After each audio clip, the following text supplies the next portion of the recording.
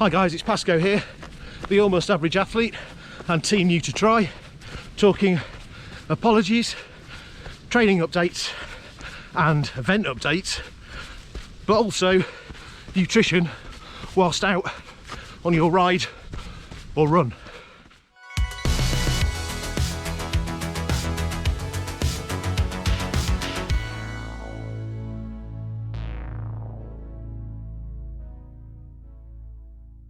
I'll apologise firstly for no vlog last week. I was quite unwell. For the first time in my life, I had an ear infection that then went into the other one, which has still left me tone deaf in this ear. So if I'm shouting, then I apologise. Whilst I was on my illness break, not really following my plan, I did what any other normal wannabe athlete does, and that's look at events that I want to do. And I mentioned, I think a couple of weeks ago, that I was interested in a couple of ultras in Scotland. Well, what I didn't mention is that I got a place on the first round of ballots for Escape from Alcatraz in San Francisco. Yes, I agree, it sounds amazing, and it is. What an experience, getting a boat out to the rock at San Fran, diving in the sea with all the sharks, back onto mainland, the most rolliest hill course and run course. And it's not a specific you know, a range distance. Well, it is a range distance, but it's not like an Olympic distance or a half. It's sort of smudged in between, but it just looked amazing. But the reality check came from my wife when she said, well, let's look into costs, and just the entry fee is about $600 and it's a glorified Olympic distance. And then, you know, you can't go for 2 days, so you have to go for 10 days or a week. You're looking at £5 grand. So we decided that wasn't sensible. So as I said, I started looking at other events I'd like to do, and the Tour of Arran has been on my bucket list for ages. So I've entered. It's a 2-day ultra. First day I think is 30 miles and the second day is 33, I think, and it's all trail running. There's a mixture of mountains, so you've got rocky heathland grass, and you're down on the beach on the coast. You do one side of the island one day, the other side the next day.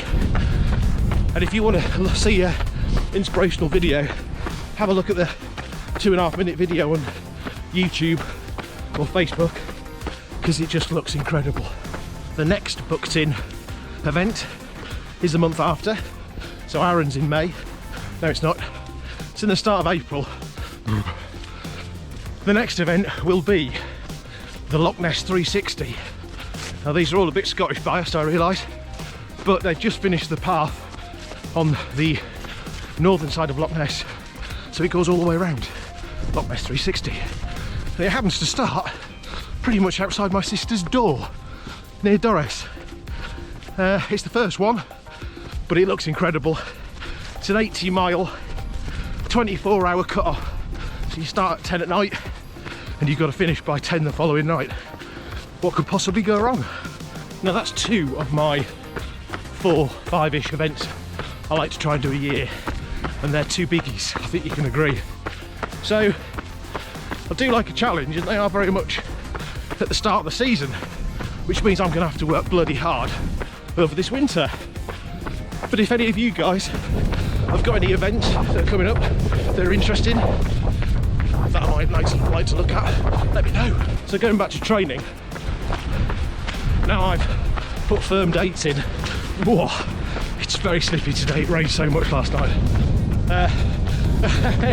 It's so windy. Hopefully you can hear this, but I'm going to wait until I go around the corner.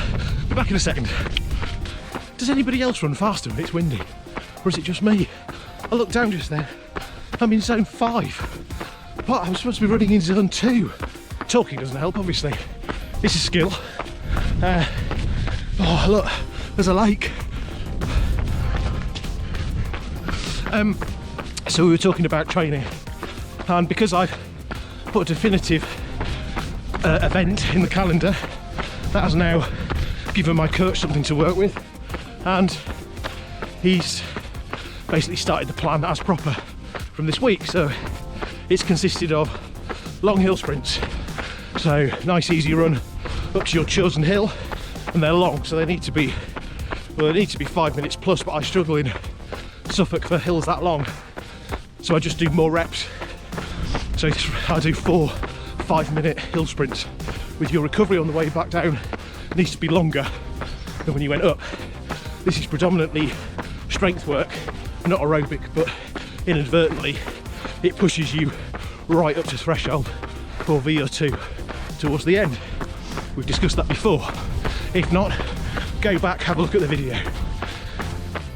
We've done speed variations, so just a short 50-minute session, and you do 8 30 to 45 second sort of intervals almost, but you ramp into them up to sort of not top speed but comfortable long strides, and then wind back down, and then back to a really easy pace so you can get back, and that's over a 3-minute period, each of those 30 seconds. So you do your 30 seconds, ramp back down, 2.5 minutes of going right back down into zone 1 or 2 if you can, so you're completely comfortable before you start ramping it up again.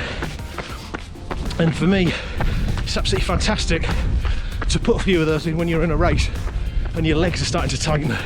Ironman's a great example. We all start Ironman shuffling.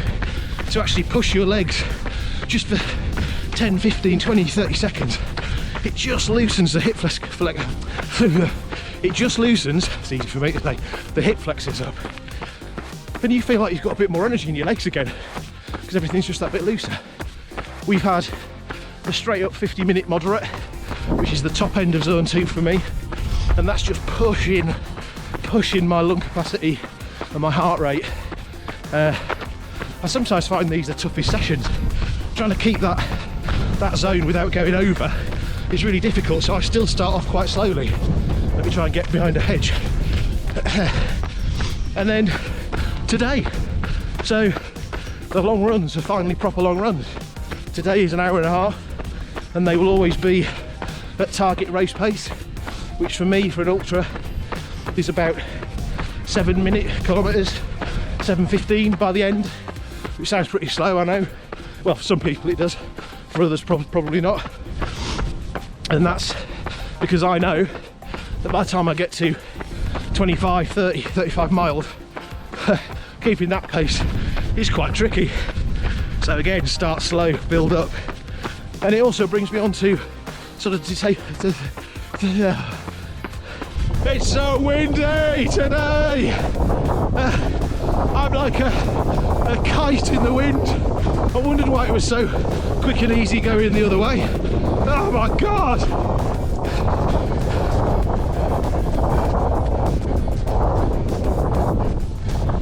So that brings me on to our discussion point today, which is nutrition on the go.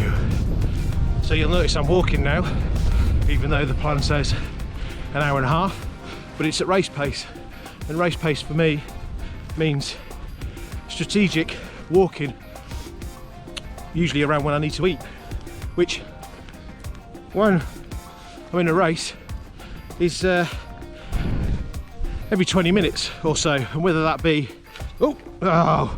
these things, right, tricky blighters, it's gone everywhere. Hang on a second.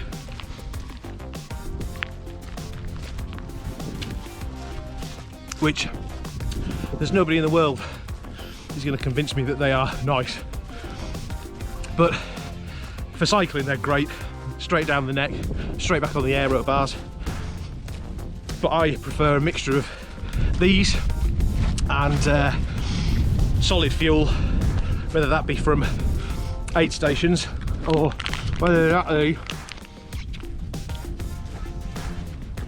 bars that I've brought myself.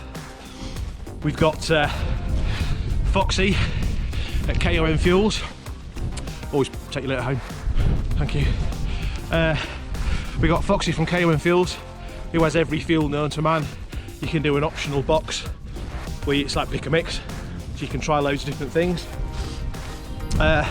or you know, just experiment. I've been experimenting for years, and a mixture of the gels, the block shots, jellies, which are great, especially on the bike for me. I sometimes find it hard to. Oh, we've got a deer attack. I sometimes, dog's going to try and chase one. Such a fatty, he's got no chance. Yeah, the shot blocks, jellies on the bike in particular. I've got to start running again. Are fantastic. They just dissolve really quickly and go straight down. That's for me personally. You've got to experiment with this stuff. I sometimes find it hard to eat solid fuel when I'm on the bike, particularly in the first hour out of the swim. It just makes me feel a bit sick. So energy bars. I use Mountain Fuel. They are absolutely fantastic. They make your mouth water. They have slightly more savoury based flavours than other ones, and one little tiny bar has about 350 calories, so you can just have a little nibble, and that's the same as a gel. At least you're eating proper food. So they're fantastic, but there's loads of others on the market, and they, you know, might not suit you. Now I'm talking about I don't know which way to go. Let's go this way.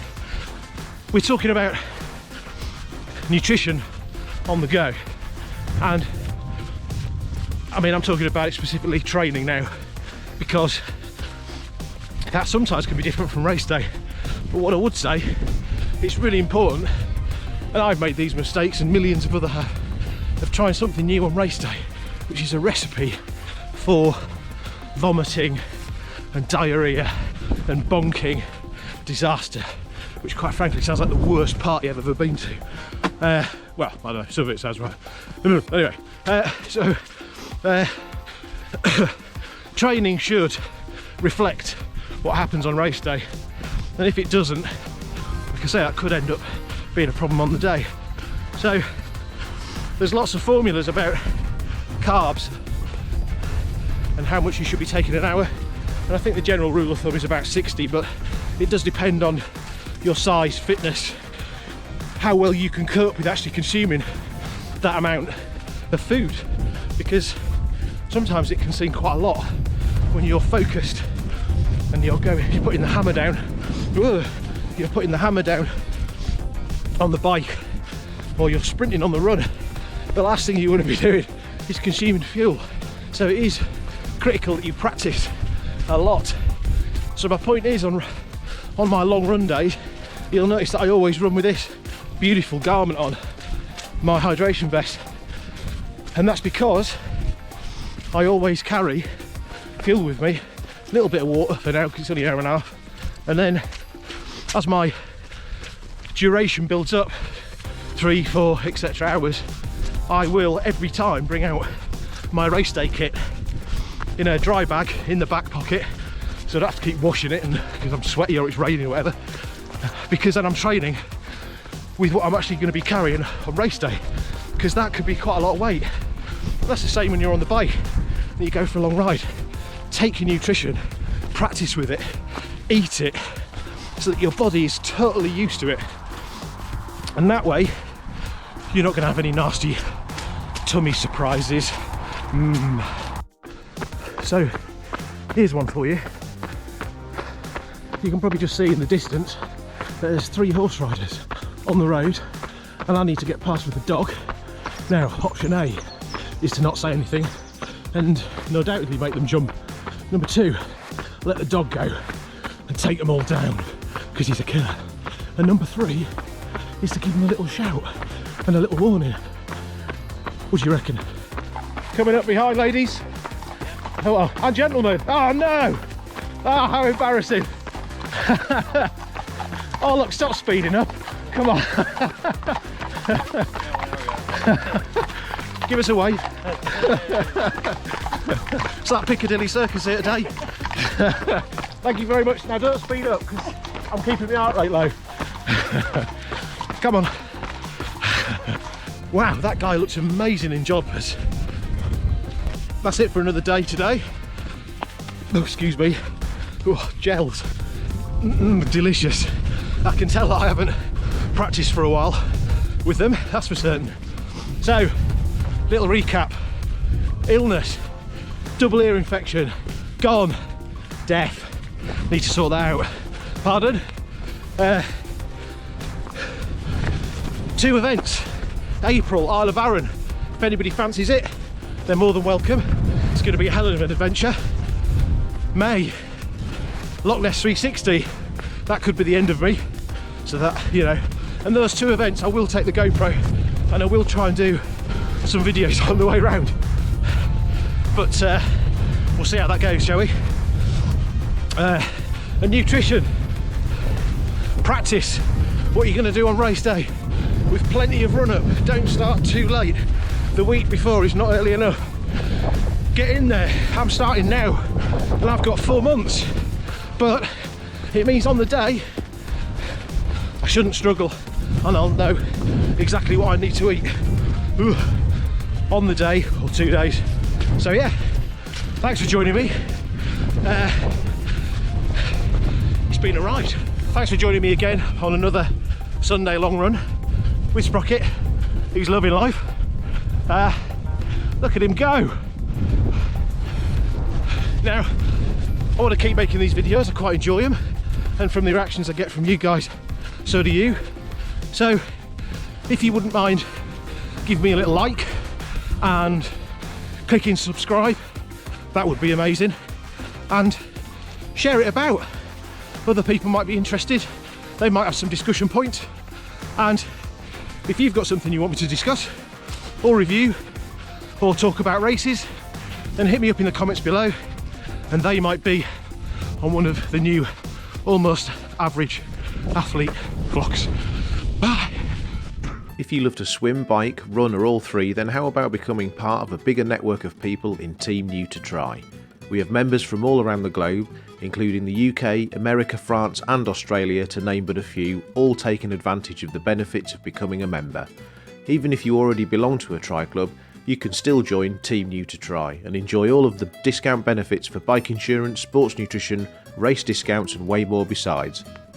Once you have joined, you will be part of a community that has a team nutritionist, team physio, team pro advisors, including professional athlete and coach Kit Walker. And even better, you get all of this for just £25 for a whole year or $3.99 a month. And if that's not enough, you will receive a free Team New to Try t-shirt and discounts on British Tri and British Cycling memberships. For more information, go to our Facebook page or webpage newtotry.co.uk. Team New to Try.